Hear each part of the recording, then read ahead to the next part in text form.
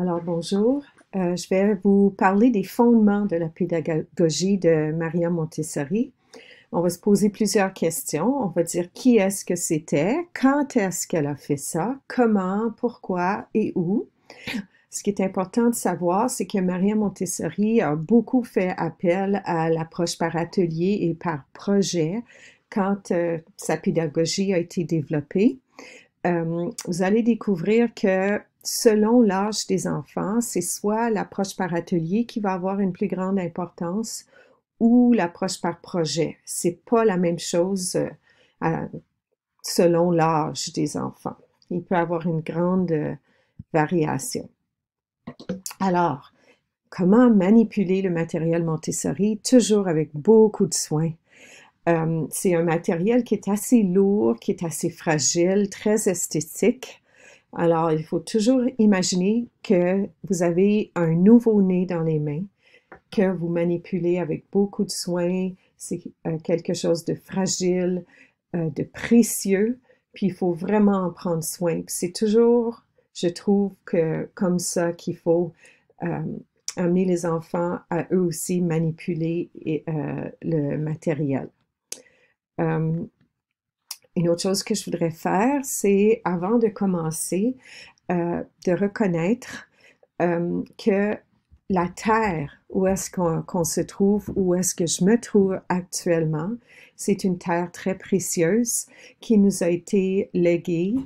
C'est un territoire ancestral qui est non cédé. Puis le territoire où je me trouve moi maintenant, c'est un territoire Kanikehaka, aussi appelé Mohawk. Puis ça fait très longtemps que ces terres ont servi de lieu de rassemblement et d'échange entre plusieurs nations. Si vous voulez savoir quelle était la nation, la première nation qui était dans votre territoire où vous habitez, vous pouvez suivre le lien qui est ici, cliquez dessus, puis vous allez pouvoir découvrir quel est le lieu où vous habitez. Je voudrais vous montrer, il y a plusieurs liens ici. Alors, pour toutes les personnes qui font des recherches sur la pédagogie Montessori, si vous suivez ces différents liens, vous allez trouver de l'information en lien avec les élèves du préscolaire, comment organiser une classe du préscolaire. Il y a des extraits de vidéos vraiment intéressants au sujet de différents enfants. J'attire votre attention sur un avant-midi dans la vie d'un enfant Montessori de 4 ans. C'est très intéressant.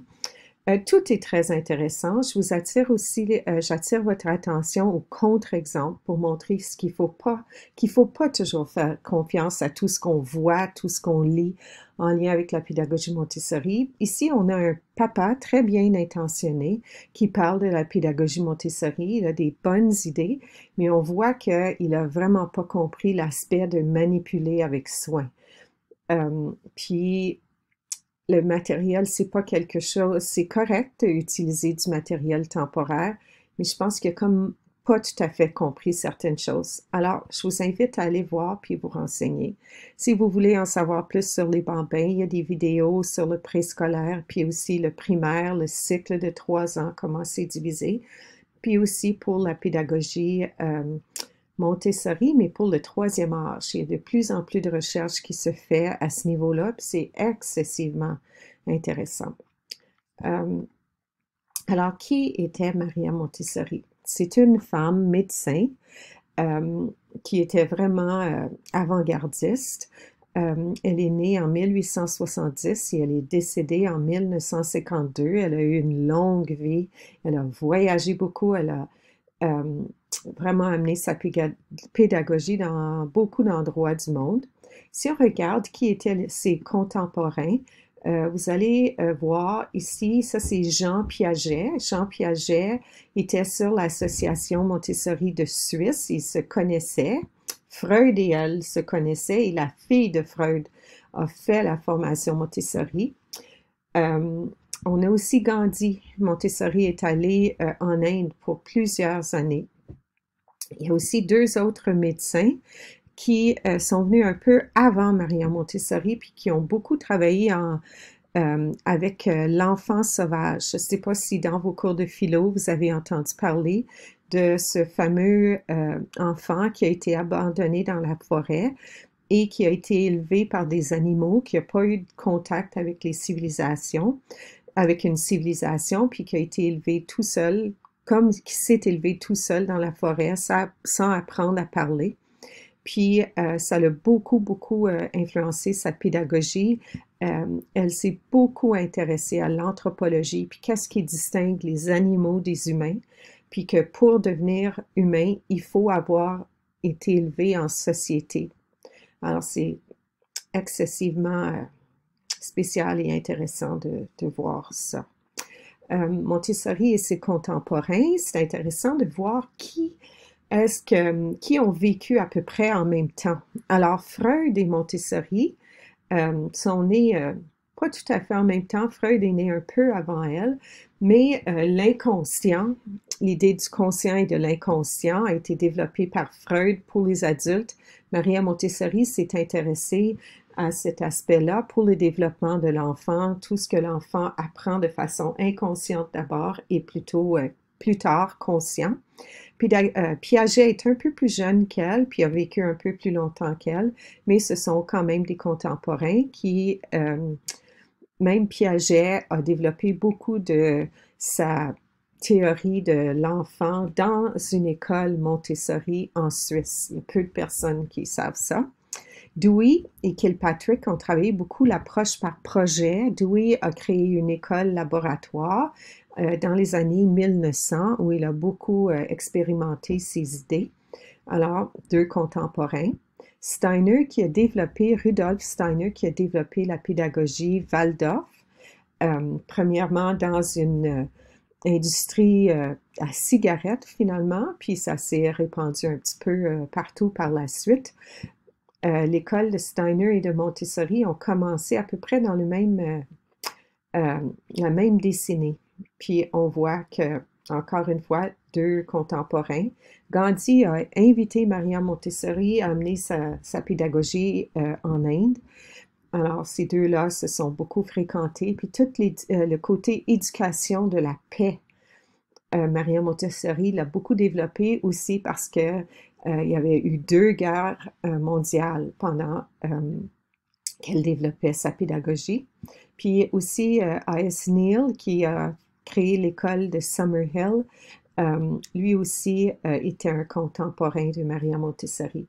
Alors on a vu qu'il y a plusieurs écoles très différentes qui ont été développées au début du 20e siècle, puis on a vu que ça a beaucoup influencé nos écoles. Alors l'école l'approche par projet, Steiner avec sa pédagogie, Maria Montessori, et aussi Neal qui prônait la liberté.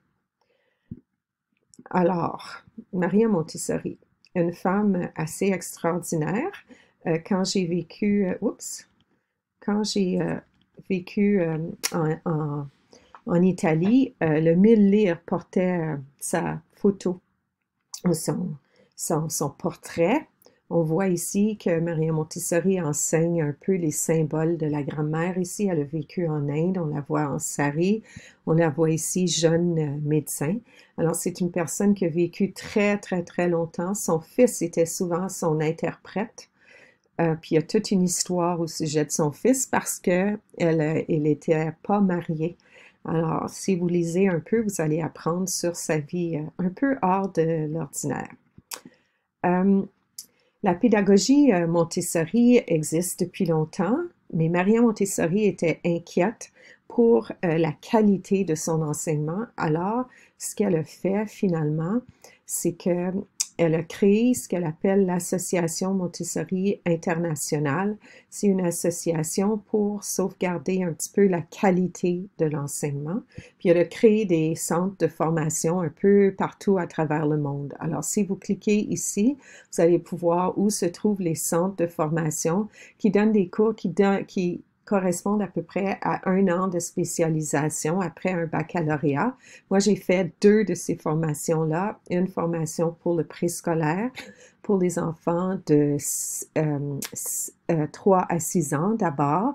J'ai enseigné pendant 12 ans dans une école, puis ensuite, c'est la première école ou le premier centre de formation où je suis allée était à Toronto. Ensuite, 12 ans plus tard, je suis allée en Italie pour faire la formation pour le niveau primaire. Alors, en ce moment, il y a 2 centres de formation francophones. L'Institut supérieur Maria Montessori pour le préscolaire 3 à 6 ans et le centre de formation Montessori francophonie pour les 9 à 12 ans. Alors, si vous voulez aussi en savoir plus sur la pédagogie, je vous dis que vous pouvez aller suivre des liens. C'est vraiment préférable de faire une formation qui ne dure pas 45 heures comme vous allez faire avec moi, 45 heures de formation, mais quand même 135 heures de travail, mais plus 800 heures de travail pour vraiment bien connaître la pédagogie puis être apte à la mettre en pratique dans une classe. Pierre-Andrea Lebrun, une ancienne du BEPP, est en train de faire sa formation en ce moment. Mais si vous voulez voir des albums, vous pouvez suivre le lien. Il y a un lien pour le français, puis caché en dessous, vous pouvez voir un lien pour les albums en anglais aussi. Oups, alors là, je sais pas. Problème technique. Alors, je vais arrêter puis je vais recommencer un petit peu plus tard le reste du PowerPoint.